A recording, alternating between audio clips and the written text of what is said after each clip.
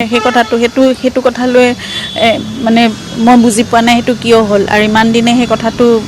মানে ৰখুৱাই হৈছিল আৰু সিদ্ধাৰ্থৰ ফ্ল্যাটটো যেটো হেতুৰ ক্ষেত্ৰতো সেইখিনি মানে ৰখা হৈছিল হেতু কিন্তু এতিয়া মহাবীৰ একোই কিয় হেতু পাৰমিশন পালে হাই কোৰ্টৰ পৰা সেই কথাটো আমাৰ কাৰণেও এটা বৰ প্ৰশ্ন উত্থাপন হৈছে সকলোৱে সেই কথাটো বিচৰা আমি কোনেও নাছিল আৰু সেইখিনি কথা এতিয়া প্ৰকাশ হৈছে জুবিন গাৰ্গ সেই 1 কোটি 10 লাখ টকাৰ সিদ্ধাৰ্থে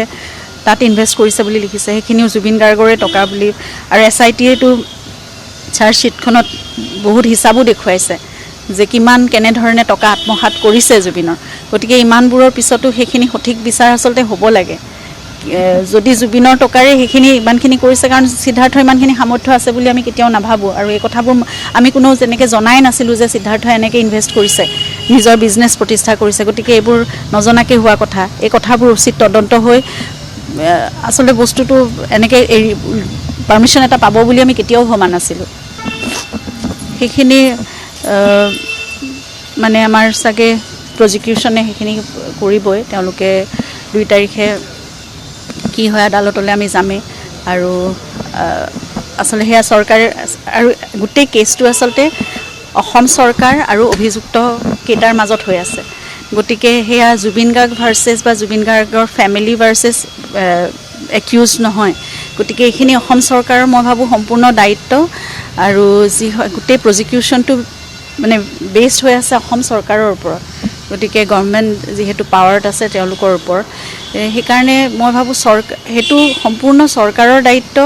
তেওঁলোকে জুবিন গাৰ্গক সঠিক ন্যায় দিয়াটো এই কথাবোৰ যিমানখিনি যি হ'ব নালাগে এই কথাবোৰ তেওঁলোকেও নিজৰ আসলতে এটা দায়িত্ব আৰু কৰ্তব্য বুলি আৰু হেতু নিজৰ স্বাভিমান বুলি ভাবিও তেওঁলোকে যদি ইয়াত কেনেবাকে সিদ্ধাৰ্থ বা হে একিউজ গুটেইকিটাই যদি কেনেবাকেও কিবা এটা সুৰুঙা পায় তেতিয়া হলে গুটেই কিন্তু পৰাজয়টো অসম চৰকাৰৰ আমাৰ লগতে সমগ্ৰ ৰাইজৰ লগতে হে অসম চৰকাৰৰ পৰাজয় কাৰণ কেছটো চলি আছে তেওঁলোকৰ মাজত গতিকে সেই কথাটো মই ভাবো তেওঁলোকে সকলো কথা সঠিকভাৱে সিদ্ধান্ত ল'ব আৰু তেওঁলোকে গুৰুত্ব সহকাৰে গ্ৰহণ কৰি আগবাঢ়িব 2 তাৰিখেও তেনেদৰে এটা ভাল এতিয়ালৈকে চাৰ্জ ফ্ৰেমিং হোৱা নাই গতিকে মই ভাবো মাৰ্চ মাহত হে চাৰ্জ ফ্ৰেমিংও হৈ পেলাই অকমান দ্ৰুতগতিত এতিয়া কেছটো আগবাঢ়িব